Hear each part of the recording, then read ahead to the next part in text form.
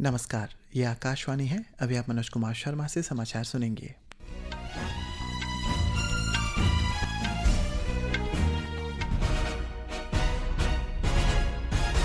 पहले मुख्य समाचार। प्रधानमंत्री नरेंद्र मोदी ने कहा कि मणिपुर के विकास के लिए शांति सर्वोपरि है। सभी संगठनों से अपने सपनों को साकार करने और अपने बच्चों का भविष्य सुरक्षित करने के लिए शांति के मार्ग पर चलने का आग्रह किया। प्रधानमंत्री ने मिजोरम के आइजोल में बैरावी सैरांग नई रेल लाइन सहित 9,000 करोड़ रुपए से अधिक की कई विकास परियोजनाओं का उद्घाटन किया। कहा कि पूर्वोत्तर देश का विकास इंजन बन रहा है। प्रधानमंत्री ने 3 नई एक्सप्रेस ट्रेनों सैरांग दिल्ली राजधानी एक्सप्रेस, सैरांग गुवाहाटी एक्सप्रेस और सैरांग कोलकाता एक्सप्रेस को भी हरी झंडी दिखाई। कर्नाटक के हासन जिले में गणपति विसर्जन जुलूस में एक टैंकर के दुर्घटनाग्रस्त होने से 9 लोगों की मौत हो गई। रूस के कामचटका क्षेत्र में 7.4 तीव्रता के भूकंप के बाद सुनामी की चेतावनी जारी की गई।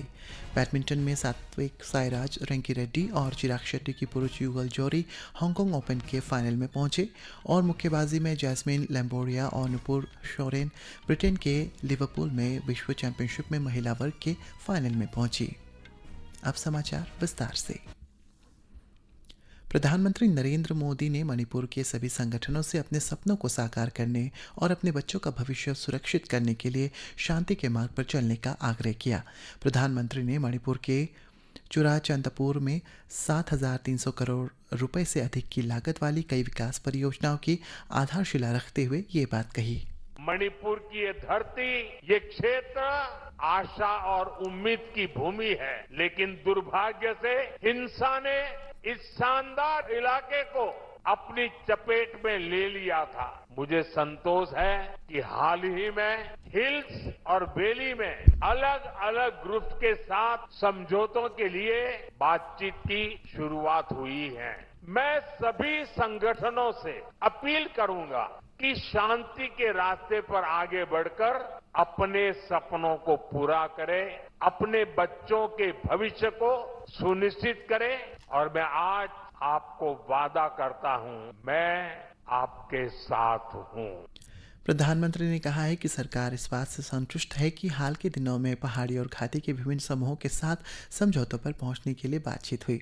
उन्होंने दोहराया है कि भारत सरकार मणिपुर के लोगों के साथ मजबूती से खड़ा है।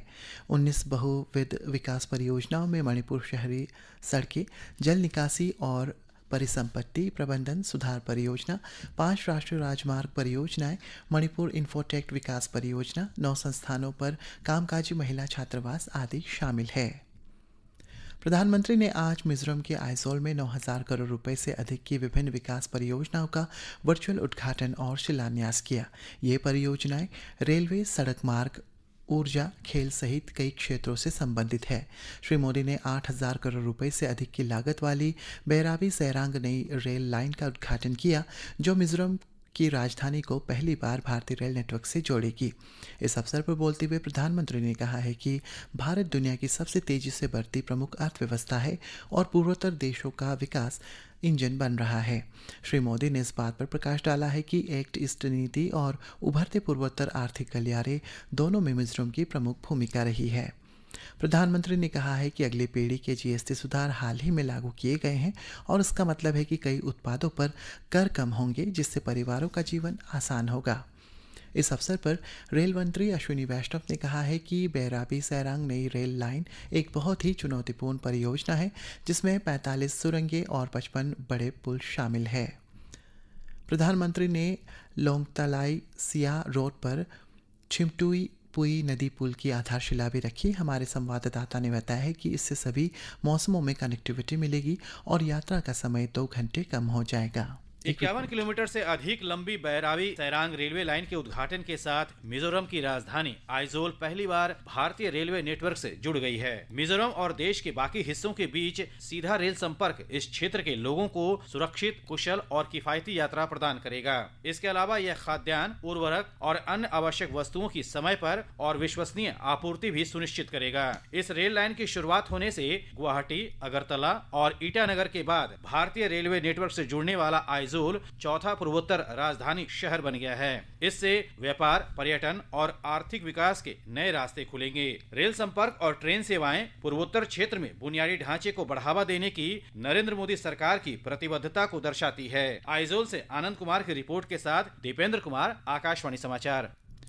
3 सितंबर को जीएसटी परिषद ने आम लोगों के जीवन को आसान बनाने के लिए कई घरेलू वस्तुओं पर कर की दरें कम की है। आज हम कर मुक्त वस्तुओं के लिए किए गए सुधारों पर एक नजर डालते हैं। एक रिपोर्ट। अगली पीढ़ी के जीएसटी सुधारों के तहत सरकार ने कई आवश्यक वस्तुओं को जीएसटी से मुक्त कर दिया है। नए ढांचे के तहत सब्जियां, फल, मेवे और जूस जैसी वस्तुओं पर जीएसटी की दर 12% से घटाकर 5% कर दी गई है। वहीं नमकीन, भुजिया और मिक्सचर पर भी 12% की जीएसटी की दर से घटाकर 5% कर दी गई है। इसके अलावा कैंडी, टॉफी, जेली जैसी वस्तुओं पर भी जीएसटी की दर 18% से घटाकर 5% कर दी गई है। एक किराना दुकानदार सुरेश ने बताया कि सरकार ने आगामी त्योहारी सीजन से पहले लोगों को बड़ी राहत दी है। पहले 18% जीएसटी था, सो उसको आज 12% कर दिए। 5% था, सो जीएसटी उसको 0 कर दिए। आज तेल, साबुन, पेस्ट, घी, तेल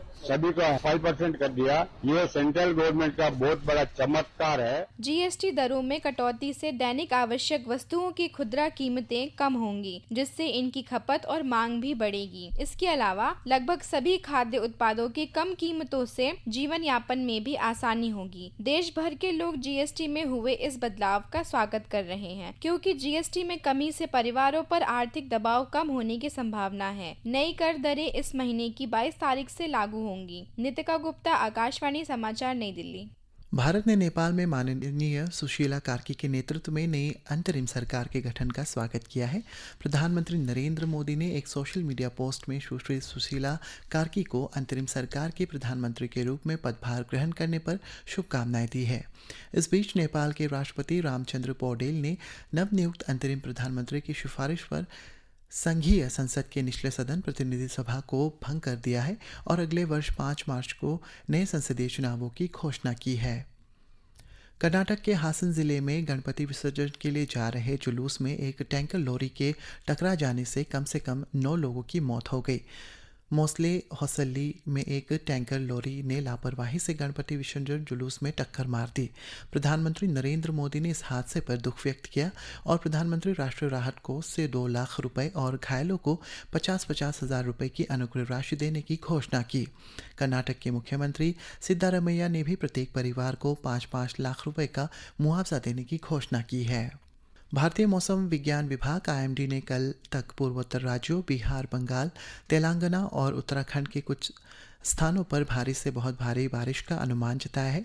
मौसम विभाग ने आज हरियाणा, चंडीगढ़, हिमाचल प्रदेश, आंध्र प्रदेश, छत्तीसगढ़, मध्य प्रदेश, तटीय कर्नाटक, कोंकण और गोवा, मध्य महाराष्ट्र, ओडिशा और विदर्भ में भी भारी बारिश की भविष्यवाणी की है।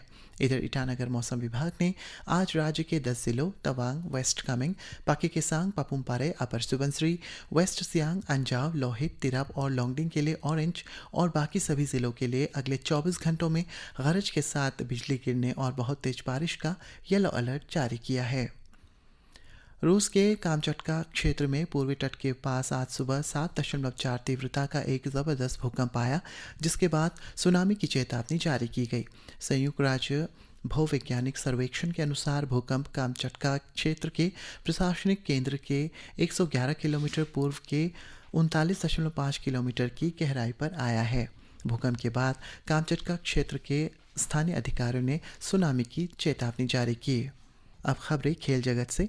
बैडमिंटन में सात्विक साईराज, रैंकी रेड्डी और चिराग शेट्टी की पुरुष युगल जोड़ी ने आज सुबह सीधे गेम्स में जीत के साथ हांगकांग ओपन सुपर 500 के फाइनल में प्रवेश किया। 8वीं वरीयता प्राप्त इस भारतीय जोड़ी ने चीनी ताइपे की गैर वरीयता प्राप्त जोड़ी वेंग वेइलिन और चेन चेंग क्वान को 21-17, 21-15 से हराकर 2025 में लगातार 6 सेमीफाइनल से बाहर होने का सिलसिला तोड़ दिया है। सात्विक और चिराग अब खिताबी मुकाबले में चीन की दुनिया की तीसरे नंबर की जोड़ी लियांग वेई केंग और वांग चांग से मुकाबला करेंगे। उधर मुक्केबाजी में जैस्मिन लैम्बोरिया और नुपुर शेयोरान ने यूनाइटेड किंगडम में लिवरपूल में चल रही विश्व चैंपियनशिप में अपने अपने भार वर्ग में महिला फाइनल्स में प्रवेश कर लिया है। इसी के साथ ये समाचार बुलेटिन समाप्त हुआ। नमस्कार।